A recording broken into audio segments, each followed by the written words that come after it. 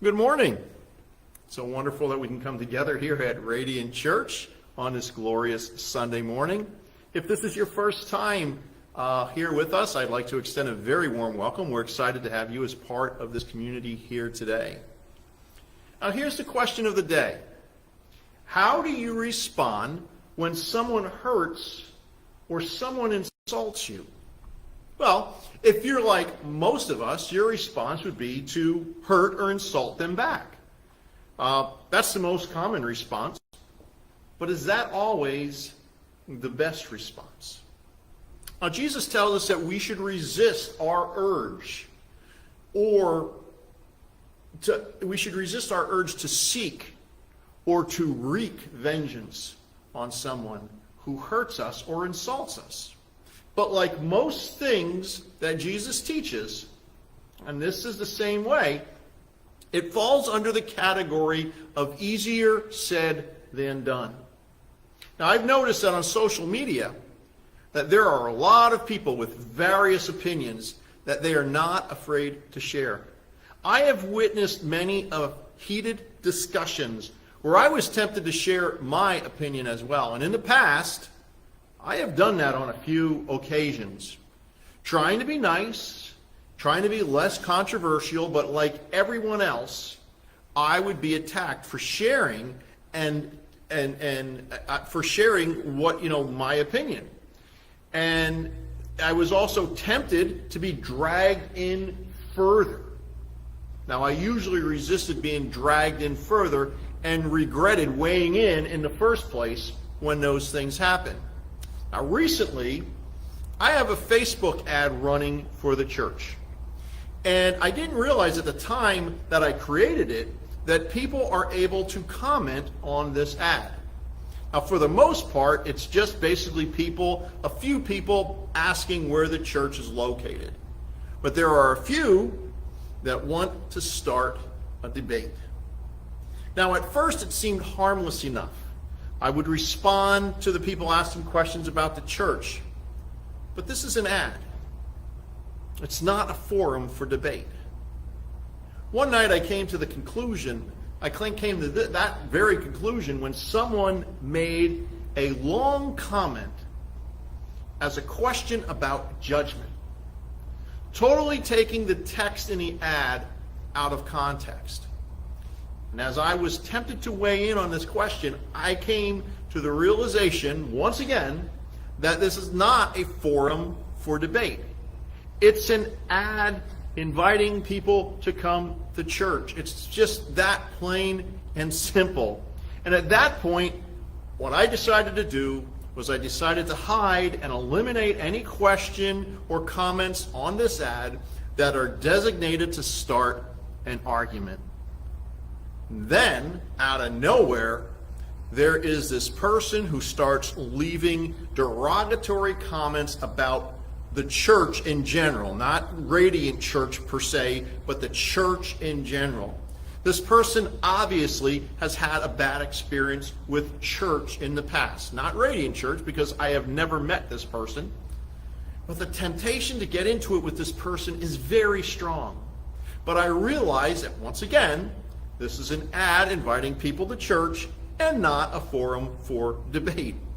This person does not have anything nice to say about church. In fact, this person believes that church in general shouldn't even exist.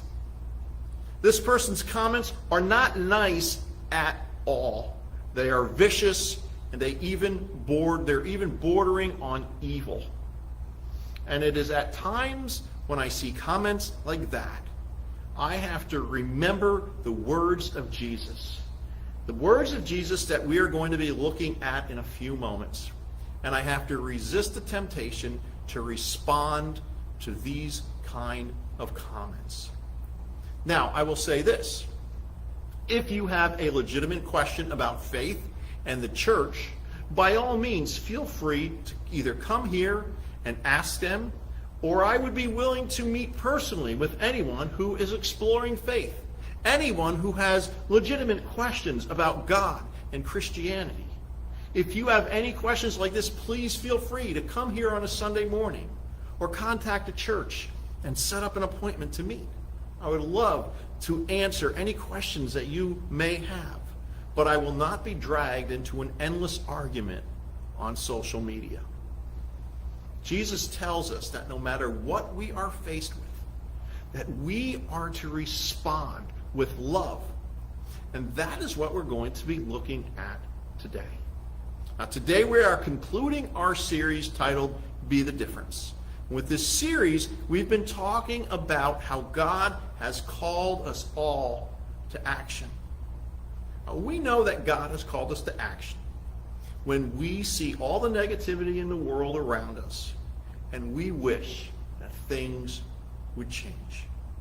But how often do we realize that change begins with us? That we can make a difference in our lives and in the lives of the people around us.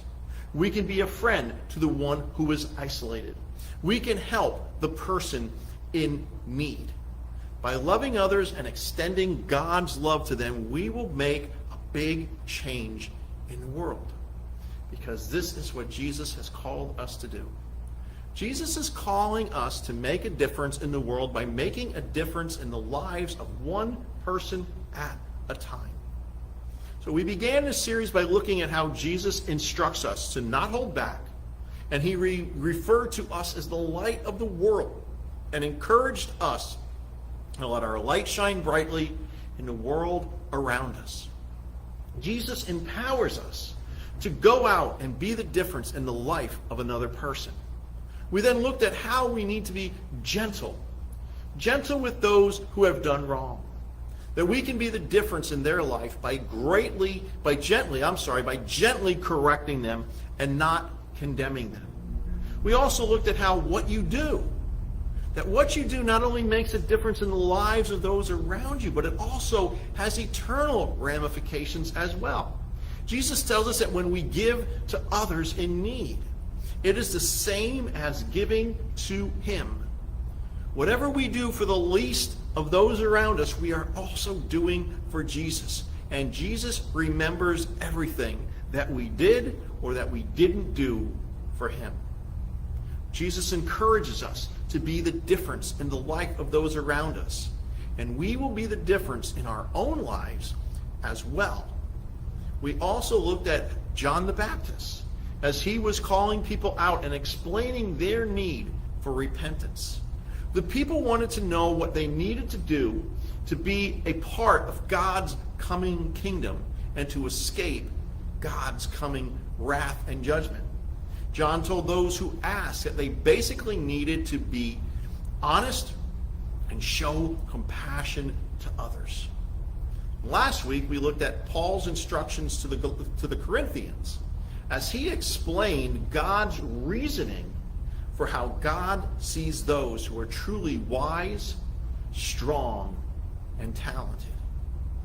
We must see others as God sees them if we are to truly be a difference in the world. The title of today's message is Respond with Love. And we're going to be looking at Matthew 5, verses 38 through 42. Matthew is the first book in the New Testament. And if you would like to follow along as I read, turn now in your Bible to Matthew 5, chapter 38 or 42, or open to Matthew chapter 5, 38 through 42 on the device of your choice. Matthew 5, 38 through 42. This is Jesus speaking, and Jesus says, "You have heard it was said, eye for eye, and tooth for tooth. But I tell you, do not resist an evil person. If anyone slaps you on the right cheek, turn to them the other cheek also. And if anyone wants to sue you and take your shirt, hand over your coat as well.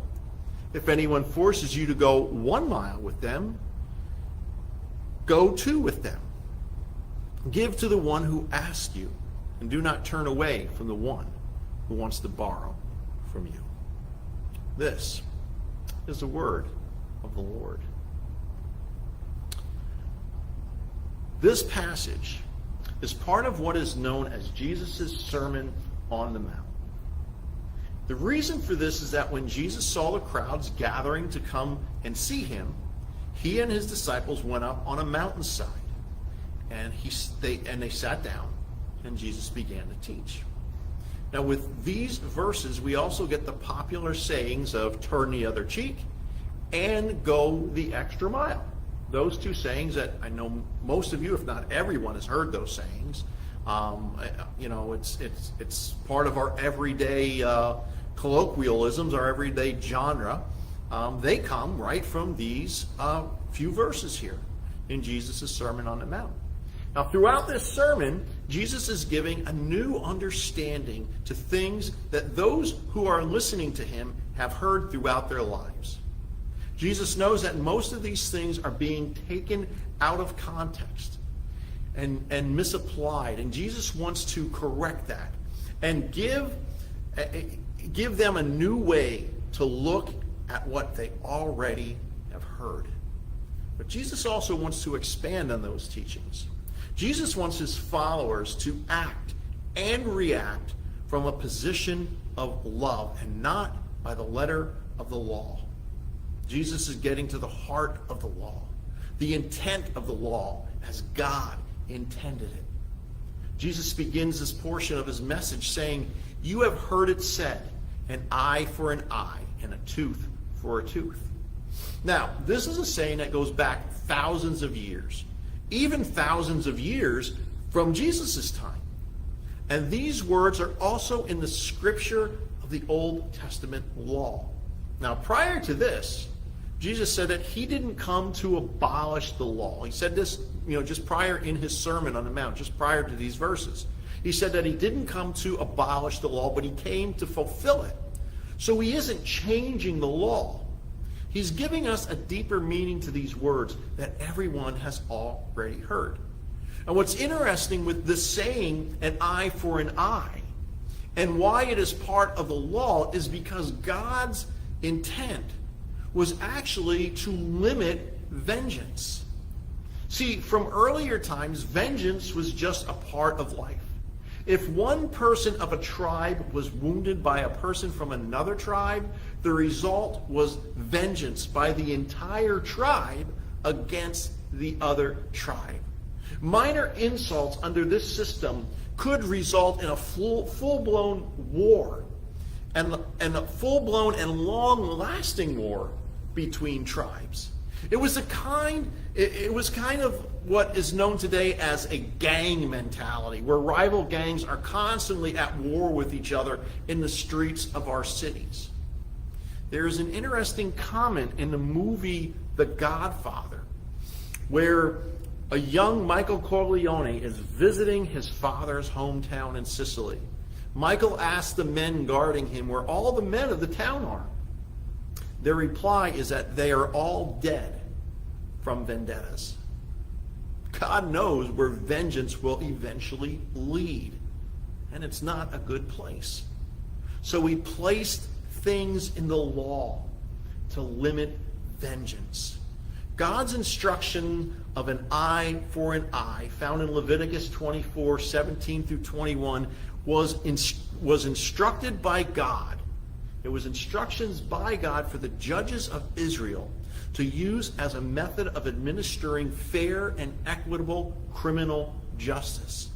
This instruction was placed in the hands of the governing authorities, and it was not to be a matter for people taking matters into their own hands to settle a dispute. But then Jesus takes this expression and he turns it on its head, telling us that we have heard this said, but this is what Jesus has to say on the matter. He said, you heard this said, but I'm telling you, don't resist an evil person. Now, at this point, many of you are saying, whoa, hold on there. Am I just supposed to let people walk all over me? It's a normal response. When Jesus said, resist an evil person, he was probably talking about in a court of law. Or he was talking about in a court of law, like resisting an evil person, like don't let matters get to the point where it's going to go to a court of law. Jesus goes on to say that if a person strikes you on the right cheek, turn to them the other one also. Again, most people would look at this and say, hey, if someone hits me, I'm going to have to be forced, I will be forced to defend myself. I'm going to hit them back, or I'm going to defend myself in some way. Now, this is a normal human response. But we need to look at what Jesus is really saying here. Because the Greek word for strikes here, what that actually means is slaps you with the back of the hand. It was more of an insult than an act of violence. More of an insult than it was to cause physical harm. Being slapped by the back of the hand was a deep insult. It was like being called a nothing. It was like being called a heretic. The point that Jesus is making here is that it is better to be insulted and turn the other cheek, even be insulted twice, than to take matters to court. In ancient Near East society, by Jesus' time, had become very litigious. People were always taking each other to court. So Jesus is saying, let it go. Don't allow yourself to get bogged down in such matters. Don't allow people to drag you down. Don't let people drag you into taking things further than they should go. Would you take someone to court who insults you? Probably not. But Jesus is also making the point that we are not to elevate the situation and instead just drop it. This is one way that we can respond with love instead of returning insult for insult and turning the matter into something bigger than it needs to be. We need to look at turning the other cheek not as a surrender, but as a strategy of operation. This act is to take the initiative in behaving in the freedom that Jesus gives us in his love. Jesus encourages his followers to choose love and forgiveness over retaliation as a method of reconciliation. See, when we choose love and forgiveness over retaliation, we will make a difference. Jesus continues saying that only are we to turn the other cheek. Not only are we to turn the other cheek, but also if someone wants to sue you and take your tunic or your undershirt, let them have your cloak or let them have your coat as well. He then said if someone forces you to go 1 mile, go with them 2 miles instead. Now there is a lot to unpack in these few words of instruction, because most of us today aren't sued over our clothing or forced to go 1 mile with someone. So these things may be a bit difficult for us to understand. But Jesus' point is that it is better to not resist than to risk elevating the situation. To understand what Jesus is saying, we need to understand that a tunic was basically a long undershirt, and that a cloak was an outer garment, and it was for warmth, and many people would sleep in their cloaks. A cloak was very expensive, and people usually only had one. And as a matter of law, people were forbidden from taking the cloak of another person. This is what the people knew and understood. So they would have understood that Jesus was taking this to an entirely different level.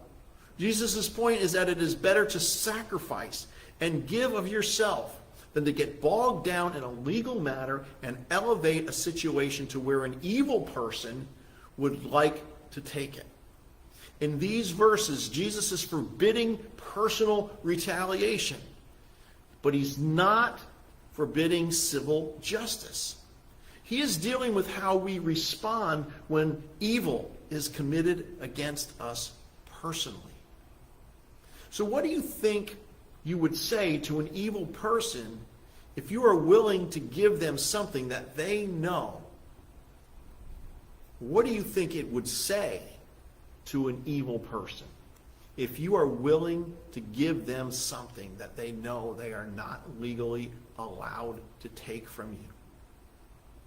It may make them think twice about what they are doing, because they would be in the wrong in the eyes of the courts under that system.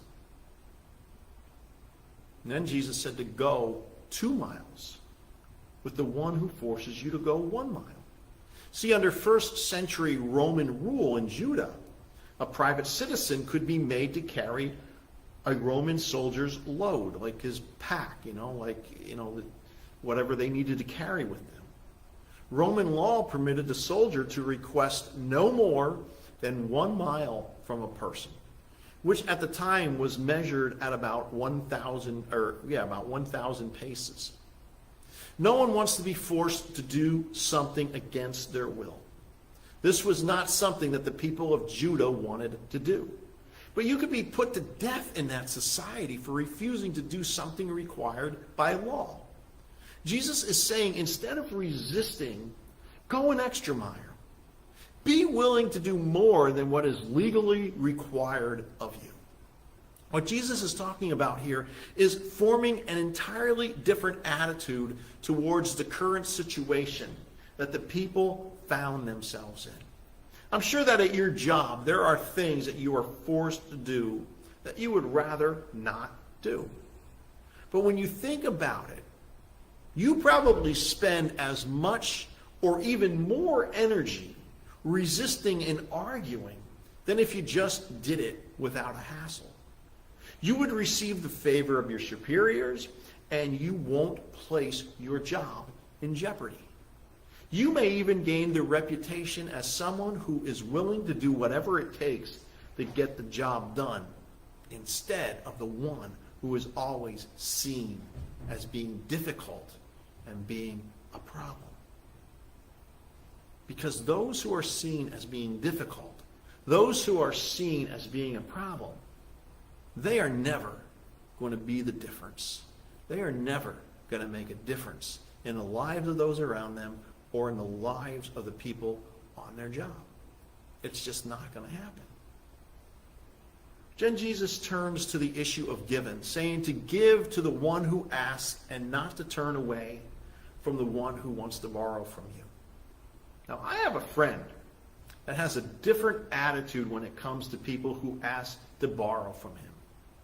He said that when people ask to borrow from him, whether it's money or whether it's things, he gives without any expectation of ever getting it back. He said that this way he is never disappointed.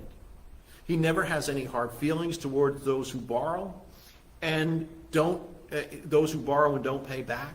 And he is pleasantly surprised when money or things are returned. His position is that he only lends with the intention of giving things away. Now, that is a difficult attitude for most of us to have. But he won't lend if he isn't willing to give it away. He is giving and loaning with an attitude of love. And he is showing God's grace to those who default on their loans. He just wants to keep peace. Now, someone who borrows without intending to repay is not what most of us would call a friend. We may not consider them a bitter enemy, but they're not a good friend. Jesus tells us that we are not to retaliate when others wrong us, but that we are to love our enemies. The godly attitude of love for enemies is an attitude that doesn't ask, what can I get? But instead asks, what can I give? My friend has a very Christ-like attitude when it comes to giving and to lending. Now, the temptation to return insult for insult, to retaliate when someone hurts you, can be overwhelming at times. But Jesus calls us to resist this temptation. I know the temptation to want to respond in kind when someone wants to hurt you, or someone actually does hurt you. I have been able to resist the temptation to respond negatively on social media to the trolls that want to make insulting comments to the things I post or the things that I read. But I have never regretted that I resisted that temptation afterwards. And it has never been the other way around. It is always better to choose love than retaliation. Now, this is not a very serious matter when it comes to resisting insults on social media. You know, some people choose to just get off of social media altogether in that case. But it's out there. It happens. You can get angry. You can get infuriated. You can lose friends over it. There are people in some very serious situations of abuse who may want to understand what these verses mean to their situation. So I believe that it's necessary to say that choosing to love and forgive doesn't endorse or justify sin. In certain situations, separation is a necessary means to allow intervention, counseling, healing, and treatment. Love and forgiveness should always be applied instead of taking personal vengeance to repay the abuser for sins committed. In these verses, Jesus is forbidding personal retaliation, but he's not forbidding civil justice. He is dealing with how we respond when evil is committed upon us personally. Jesus is saying we aren't to take personal vengeance when we are insulted or persecuted. What Jesus is saying is that those who follow him are to live by the higher law of love. And when doing so, respond to the treatment they receive from others in a manner reflecting the freedom and love of Jesus. What Jesus is telling us in these verses is that we are free from having our behavior determined by the way that we are treated. And we must understand here that Jesus' position is revolutionary, because Jesus' position calls for love for enemies instead of their destruction. Jesus' position calls for unconditional forgiveness rather than retaliation. Jesus calls for readiness to suffer rather than use of force. And he calls for blessing for peacemakers instead of hymns of hate and vengeance. This is very different than the way the world reacts to such things. But that's the point, isn't it? Jesus is calling us to be the difference. The call to resist retaliation is a powerful instrument of God's grace, which we can grant to one another when we choose love over hate. So what changes do you need to make in your life to respond to negative situations the way that Jesus asks you to? This week, refuse to exchange insult for insult. Refuse to take matters into your own hands when someone insults you. Place that situation in Jesus' hands and let him deal with the matter. And you'll see things will ease up. In personal relationships, we should never seek vengeance. We should always leave it to God to deal with.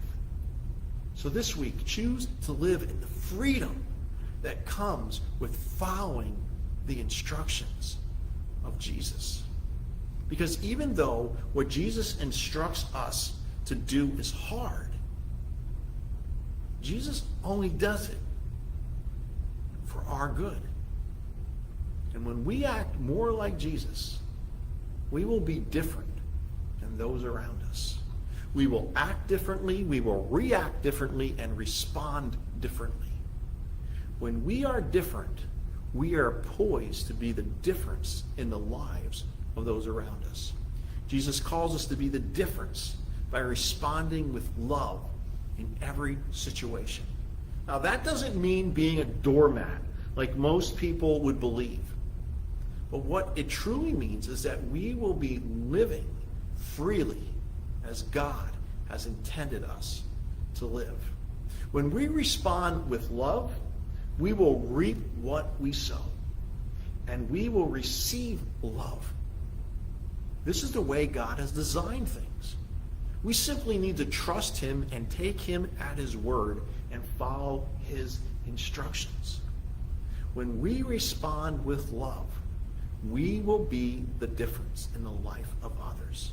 And we may be making an even greater impact in the life of those around us than we will ever realize. So always respond in love and be the difference in the life of others every single day. Amen. Well, thank you for joining us and spending a part of your Sunday with us. And every Sunday we're right here at the Forks Township Community Center here in Room D at 10 a.m. with our live service, our weekly message, which is part of our live service from Radiant Church. As always, will be broadcast here at 10:30 on Facebook Live. You can follow and connect with us on Facebook at Radiant Church PA and also on our website, radiantchurchpa.org. You can also support the ministry of Radiant Church through our website by just clicking the donate button. And throughout this week, may the Lord bless you and keep you. May the Lord make his face shine upon you and be gracious to you. May the Lord turn his face towards you and give you peace. Go in peace. Have a great day and have a great week.